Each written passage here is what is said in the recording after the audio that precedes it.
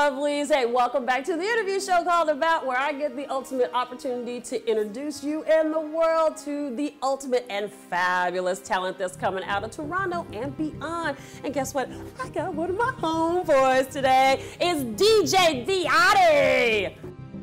How you doing, baby? Fantastic. How are you doing? I am so happy that you made it. I'm excited that I made it. Yeah, because you have flown in, what, 2 nights ago? Yeah, I flew 2 nights ago. Yeah. Came in from Vegas. Tahoe, actually. Oh, must be nice. Suffrage for us. Yeah, we had a show in Tahoe, and then I had a connecting flight to go from, it was Tahoe to LA, and then I had 2 hours of sleep, and then I had to hop on the plane and come back up. Wow, the life of the DJ. Oh yeah, that is true. I agree with that. So what brought you to become the DJ? I mean, because was it like, I like me some music? What was it? 2005 was my brother graduated high school, and my mom bought us a ticket to go to France to see our uncle. Okay. And we went over there, and then we went to my first club ever when I was 16 years old. Must be nice. You got a cool mama. I know, right? Right? And 16 years old, I went over there, and my uncle, it was like, hey, because he lives there, and he's like, let me take you to the club. He knows everybody over there. Yep. So we went and sat in VIP, and then I was like, oh, okay, 16 years old, and then they brought out these bottles and everything. I was like, oh, this is so nice. I can get used to this. You are spoiled. And I'm drinking Cristal and Dom Perignon in one hand. I'm not even making this up. Okay. I swear. And I was there, and I was like, this is ridiculous. My brother doesn't drink, and he's just sitting there, and he's just looking at me. I'm just like, this is great. And I went to the bathroom, and then I came back, and then there was a DJ playing, and Bono and Timberland were actually there. Oh. And I was like, this is magic. It was a dream. It was like literally a dream. And the way the DJ controlled the crowd and just dominated everything and just controlled the energy of the entire place. I was like, that's what I want to do. And that moment I knew that's exactly what I wanted to do. I wanted to be the person that can control and the energy of a room, everything about the place was just, cool thing to do. And I was like, that's what I want to do. And I've always been into music. I taught myself piano when I was at a young age. I played, and I still play to this day. And that's how it all became. Well, okay, so because I had the honor and the privilege to actually see you spin, and way impressed, very impressed. Thank you. So when you have that epiphany of like, this is a dig, I want to do this, what your folks say? I mean, because that ain't a real J.O.B. So I got my first job at Forever 21. No, and I went over there, I got dressed up, put on my suit and everything. And I'm a big boy now. Right? I went over there, and I was like, listen, I literally got on my knees, and I said, give me one night. If I suck, you will never see me again. There you go. And he looked at me. His name is Jordan Cressman. I'll never forget it. He looked at me, he's like, Monday night. Give me Monday night. I went over there on Monday night, and I played, and he looked at me, he's like, Tuesday night. And Solid. then he's like, Wednesday, Thursday, Friday, Saturday. Ended up being the resident. They have 7 locations. Oh, yeah, there you go. And I ended up being the resident DJ every night for a whole year. Well, that brings me to, I'm a research hound. I was digging for the dirt.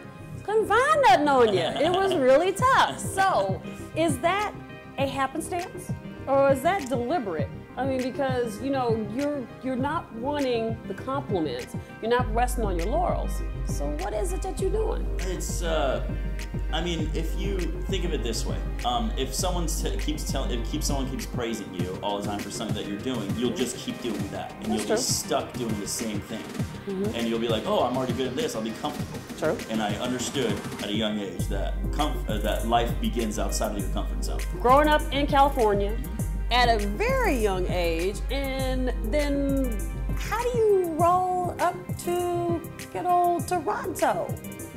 So, it was about, I DJ'd in Hermosa Beach, stuff in San Diego, San Francisco. I actually did a show in Hawaii with Steve Aoki and Felix Cartel and Kill the Noise, which are like really good EDM DJs. Yes, and I saw that. That's awesome. Yeah. One day, I ended up going to Vegas, actually, first. Okay. So, Vegas. And how old was you when you went to Vegas? I actually, it was, believe it or not, it was recently. I ended up, one of the security guards, this is actually the most amazing story ever. One of the security guards at one of the places that I was DJing at in Hermosa Beach called Cafe Boogaloo, which doesn't exist anymore. Okay. He was like, he quit and he's like, I'm going to Vegas. And I was like, oh, okay, cool. I was like, I looked at him, I was like, you come over here. If you get any chance at all, you call me right up and I'll be there. Yep. And 3 months go by and I don't hear anything from him. You know, I don't think anything. I'm like, there's another guy that just went off. And then I get a call on Saturday morning. And then he calls me, he's like, Bayati. I'm like, Matt? He's like, yeah. He's like, listen, the DJ tonight needs an opener. And you better get your ass here now. You was and like... I was like, all right, see ya, bye. Jumped. I was like, all right, I'm renting a car. I rented a car. Boom. Drove down, straight down. And I'm like nervous. I'm like in the car. I'm like, what am I going to play? What am I going to do? What's going to happen? And I was like, all right. So I got to pull over and throw up. I get there. I go to. I get a hotel room. And they're like, oh, by the way, we're not going to pay you. I'm like, I don't care. Just get me there. And I was like, all right. So I get there. I get my hotel room. I get everything. And then all of a sudden, I get to the club. And then I'm like, oh my god. And it's in Paris Hotel at this place called Chateau. Wow. And I get up there and I walk in and it's like my dream come true. Oh! The club is inside, so you have the Eiffel Tower and you're like in the Eiffel Tower. So you just went full circle, France to fake France. Yeah. There you go. Yeah, I'm like, oh, this is ironic. Oh, wow. I'm like, oh, I feel like I've been here before. So how did the night go, though? It was interesting. So I get up there, and I'm as an opener, you're supposed to basically support. You're basically supposed to build the night up for the headliner to just basically throw all the hits and everything all the sing-alongs, everything. Okay. So I'm used to opening for people, so I have to slowly ease them into it. Okay. And in Vegas, that's not how it works. I walk up there, I play my song. I still remember it was a Bauer song. It was a very slow song, and he comes up to me. He's like, literally, he shuts the music off. He's like, oh. It's like, you're in Vegas right now. I was like, yeah, thank you. Thanks. Thanks, Captain Obvious. Thank you. And he's like, you're in Vegas. Go as hard as you can right now. Just play. Just do your best. This is your shot. This is your audition, basically. Oh. Go as hard as you can. So you needed to go up there and I was do like, the Rick James slap. I turned it off. I was like, and he literally shuts off, and I was like, thank you. And then I just went for it. And after my set, halfway through my set, he pulls out his phone. He's like, read this. And then it says, who is this Bayati kid? We need him more often. And then 10 minutes later, and you get like tingly. And I'm just like, yep. I'm like, okay, shut up, get over it, get over it. And I keep doing my thing, and then all of a sudden, I see a guy come up in a suit, and Joey actually came up, and he's like, I need to talk to you after your set. So I was like, okay, cool. And then, I do my thing, and then 12:30 I get off for the headliner to get on, which was Shadow Red. Okay. And he gets on, and then I get off, and we go in the back, and he's like, so the owners all love you, and we think you have good energy, you have good, we like what you do, so we suggest that you move out here. And I was like, yeah. Accue me? Accue me? And how are you standing? Just like and you can't act like it's like a big deal. Oh yeah, of course, so of course. Like, just like I'll consider. Turn off the shoulder. We'll think about it. And then after like a little bit, Were you screaming like a little girl in your head? No, when I went home, I did my little happy dance. Like everyone does when they hear good news. And I was like, oh my god, yes! Oh my goodness. So it was. And then I called my mom. I was like, Mom, I did it! And then I called my brother and my family, of course, and I told them all about it. And then that's how I got married. And then fast forward to Toronto. So you going in to performing at Q. Yeah. Which I saw you, oh God, it was a couple months ago now. Yeah, it's just like a boom. Yeah. And you tore it up.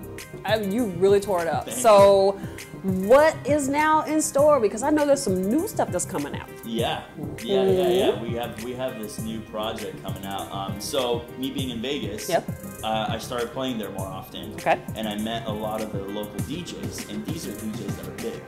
These are big DJs because Vegas for my industry is the New Year leagues. I mean, it's where bottle service, baby. Yeah, right? It's where everyone wants to end up. I mean, I have a lot of support from like a lot of people back home. And, you know, everyone back home's, you know, they're like, oh my God, you know. And I went back actually last month, just to play back at home, and everyone was so excited that I was back, and I played, and I was just like, oh man, I have never gotten this kind of love before. Let's see. It's magical, but now, but there's something else that's coming out too. Yeah. So I met up with one of the local DJs. His name's Coco. Okay. And Coco is one of the resident DJs at Chateau. He does Body English. He's in Atlantic City. Yep. So he does all these different places. And I met up with him, and I kept sending him my stuff, and I really liked his DJing style. He's a great DJ. And I was like, I really want, and I told him, I was like, I really want to work with you. I send him all my stuff. Right. And then, you know, because I'm so fresh in the making music aspect part of it, and it's like, it's not fresh in making music. I understand how to make music. It's just the technical side that I don't understand as well. Right.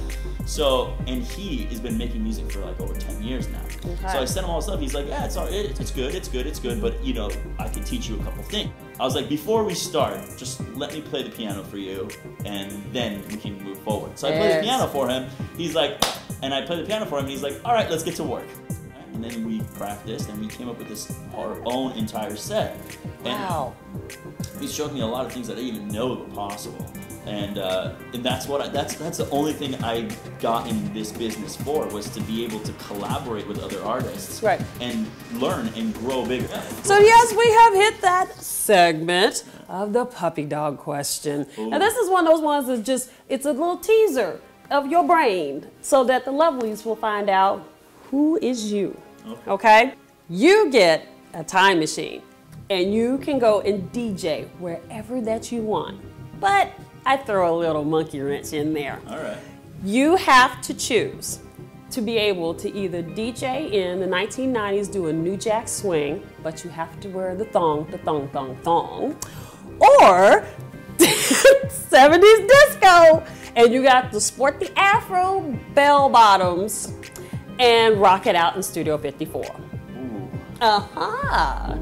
Puppy dog, turn your head. I'm not a nice one, am I? No, not at all. But I do enjoy the Afro. Okay. I do enjoy the Afro, and I do enjoy the 70s. Okay. I would do the 70s, but I had to wear the thong. Oh, Lord. Right. So then we now go to a new segment that I hand over the show to you. And you get to ask me only just one question that you want to know about me. And as the lovelies know, Simone RC is a hot mess, so tread lightly. So, what would you like to know about me? Oh, man. The question that I want to know about you. No. I feel like tingly. Should I be worried? Oh, maybe a little bit. I don't know. Have you ever toured with a DJ before? Oh Lord. See, I have to remember my mom was watching too. No, I was a DJ. Oh. Ooh. Yes, at the local gentlemen's clubs in Kansas City. Oh. Yes, I know. I was MC Simone on the microphone. Did you have the voice? Yes. Coming up. Yes, Give it up for Jasmine. Yes, and I can tell you this honestly because my mama does know this. Because she was saying, now baby, you're not embarrassed about that job. I was like, no, it's paying the bills. Why she goes, well, would you be embarrassed? Well, people would roll up on me at the grocery store and be like, oh, MC Simone. And I'm like, with my mama. And I'm like, okay, cool, chill, whatever. But it was just the gig. I am so happy that you had the opportunity to come out. It was like, yeah, so informative because I couldn't find nothing on you. Thank you for having me. Nothing bad, always good. So yes, Toronto, y'all have to definitely come out and come see him, check him out, Spoke Club. He's gonna be at Q, and he's only here for a limited time only, so you need to come on out. So yes, thank you, baby. And always, make sure you take good care of you, know that you are loved, and yes, babies, I will still see you out and about. So Simone RC wants you guys to know how to find me. You can find me on Instagram under Bayati_music. You can find me on my website, which is www.djbayati.com. You can find me on Instagram under Bayati_music, and my new project, Coco and Bayati. Anywhere you look, you will find that.